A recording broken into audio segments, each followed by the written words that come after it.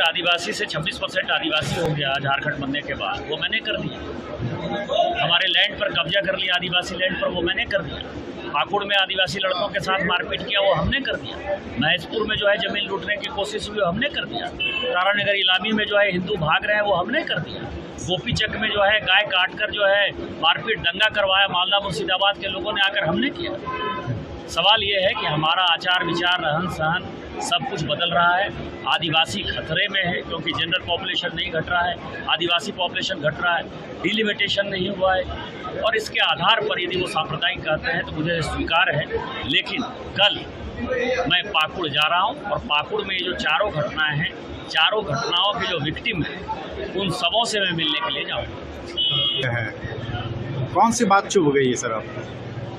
राहुल गांधी यदि रहमान से मिलते हैं, जो बांग्लादेश के पत्रकार ने, एक बड़ा पाकिस्तान के पत्रकार ने एक बड़ा खुलासा किया, सलाउद्दीन चौधरी ने जो है खुलासा किया है कि के रहमान से वो जिस तरह से गाजा पट्टी के खिलाफ यहाँ जीनरेज आंदोलन करते हैं और उसके एक दिन पहले वो मिलते हैं, जिस तरह से विदेशों में जाकर वो भारत के बारे में उल्टी पुल्टी बातें करते हैं, जिस तरह से एक फेक नैरेटिव चलाते हैं कि संविधान, जो उनकी दादी ने संविधान को बदला, उनके परदादा ने संविधान को बदला, वो संविधान बदलने की बात करते हैं, शेड्यूल कास्ट को भड़काने की बात करते हैं, अग्निवीर के मुद्दे पर जो है वो बेरोजगारों को भड़काने की, युवाओं को और सेना को जो है पॉलिटिसाइज करने का सवाल करते हैं।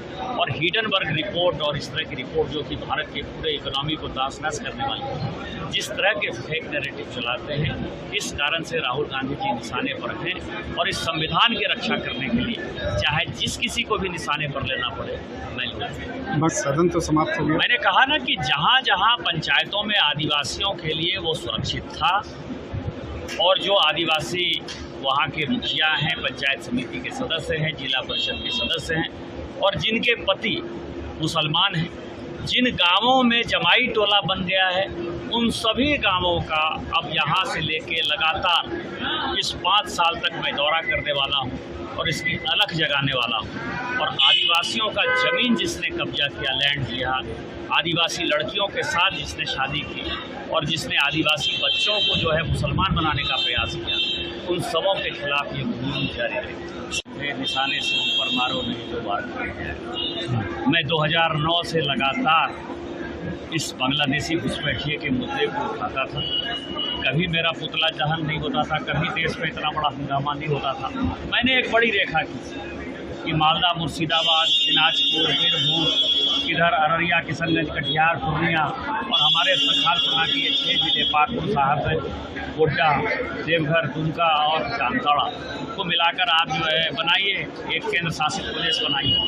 तो लोगों को लगा कि ये अब राज्य टूटने वाला है, तो बंगाल वाले मेरा विरोध कर रहे हैं, बिहार वाले विरोध कर रहे हैं, झारखंड वाले विरोध कर रहे हैं। केंद्र शासित प्रदेश बनेगा नहीं बनेगा ये भविष्य तय करेगा। लेकिन मुझे जो देश में बताना था कि बांग्लादेशी एक बड़ा मुद्दा है, आदिवासियों की संख्या घट रही है, उसमें मैं सक्सेसफुल हो गया। आज मेरे ऊपर सभी चर्चा हो रही है। राज्य बचाने की यदि बात हो रही तो राज्य तब बचेगा ना जब आदिवासी बचेगा। आदिवासी बचा लो, राज्य क्यों टूटे? तुम आदिवासियों की चिंता नहीं करते हो। जिस आदिवासी के लिए झारखंड बना, उस आदिवासी के लिए यदि झारखंड मुक्ति मोर्चा नहीं चिंता करती है, यदि वोट बैंक की पॉलिटिक्स कर रही है, तो जो मुद्दा मैं बताना चाहता था उसमें सक्सेसफुल